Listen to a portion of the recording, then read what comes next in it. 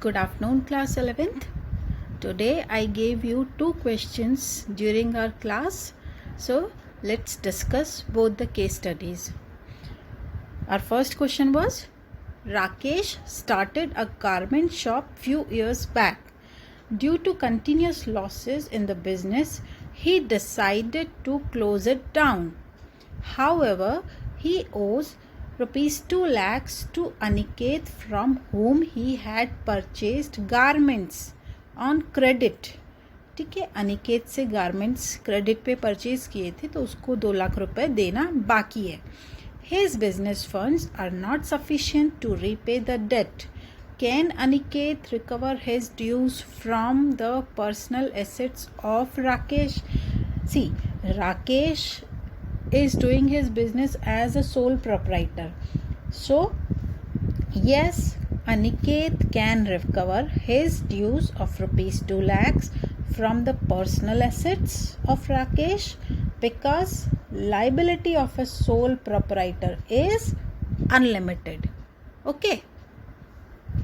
And the second question was, okay, 5 situations were asked in this question. Which form of business organization is suitable in the following cases? First case was, the business organization should have stability and continuity.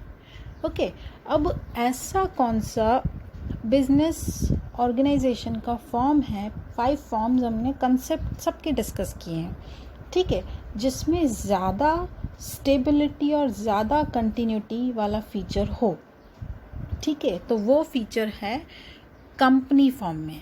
ठीक है, कुछ बच्चों ने इसे partnership लिखा है, but partnership में stability और कंटिन्यूटी बिल्कुल भी नहीं होती है, क्योंकि एक पार्टनर सपोज उसकी डेथ हो गई, एक पार्टनर इंसॉल्वेंट हो गया, एक पार्टनर इनकेपेबल हो गया और कोई भी डिस्प्यूट हो गया, तो पार्टनरशिप वो जो और उसने अपनी पार्टनरशिप सपोज रिमूव कर ली तो ओल्ड पार्टनरशिप तो डिसॉल्व हो गई. ठीक है, तो वो स्टेबल कहाँ हुई, है ना? तो वो उसमें स्टेबिलिटी और कंटिन्यूटी वाला फीचर नहीं होता है. ओके, मैक्सिमम स्टेबिलिटी और कंटिन्यूटी वाला जो फीचर है वो सबसे ज़्यादा कंपनी फॉर्म में होता है. तो फर्स्ट जो हमारा आंसर है वो कंपनी फॉर्म होगा. Second, there should be minimum expenses in starting the business. अब बिजनेस स्टार्ट करने में मिनिमम एक्सपेंसेस किस में होता है, कौन से फॉर्म में होता है? देखो, सोल प्रोप्राइटरशिप है, पार्टनरशिप है, फिर HUF है, कोऑपरेटिव सोसाइटीज़ हैं और फिर लास्ट है कंपनी. तो इनमें इन पांचों जो फॉर्म्स हैं इनमें सबसे कम जो एक्सपेंसेस है वो सोल प्रोप्राइटरशिप में होता है. ठीक है. Third question was, the business organisation should be suitable from the point of view of investors. अब इन्वेस्टर किस में इन्वेस्ट करते हैं? देखो, सोल प्रोप्राइटरशिप में अपनी कैपिटल होती है, कोई बाहरी जो आउटसाइडर इन्वेस्टर नहीं होता है. ठीक है, पार्टनरशिप में भी पार्टनर्स की कैपिटल होती है. ठीक है, HUF में फैमिली की कैपिटल इन्वॉल्व होती है. आपका जो कोऑपरेटिव सोसाइटीज़ हैं उसमें बाहर वालों की कैपिटल इन्वेस्ट होती है, जो आउटसाइडर्स होते हैं वही अपनी जो स्मॉल जो कैपिटल होती है वो इन्वेस्ट करते हैं. ठीक है, स्मॉल मनी वो उसमें कोऑपरेटिव सोसाइटी में इन्वेस्ट करते हैं और अपना प्रॉफिट वो शेयर करते हैं और अपने प्रॉफिट के लिए वो बिजनेस करते हैं. बट कंपनी और कोऑपरेटिव सोसाइटीज़ दोनों में इस तरह की बात होती है. बट इन दोनों में से भी जो कंपनी है वो सबसे ज़्यादा सूटेबल फॉर्म है. ठीक है,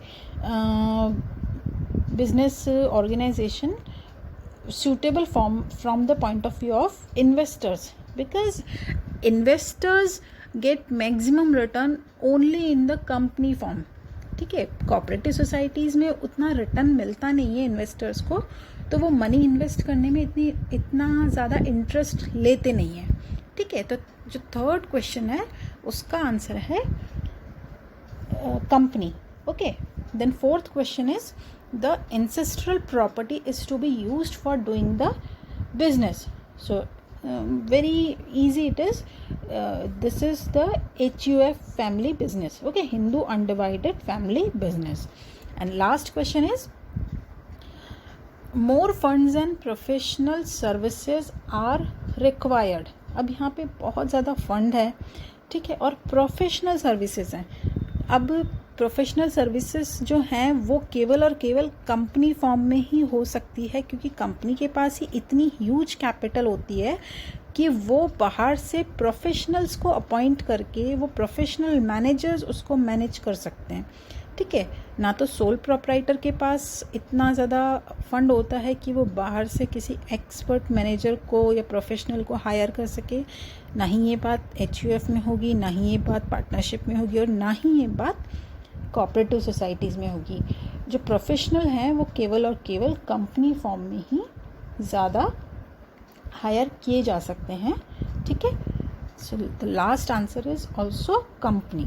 okay, first, third and fifth, इन जो पांचों जो क्वेश्चन, तीनों जो क्वेश्चन है, first one, third and fifth, okay, all three questions have similar answer, the company form of business organization. Okay, hope you would have got very well now. Thank you. God bless you.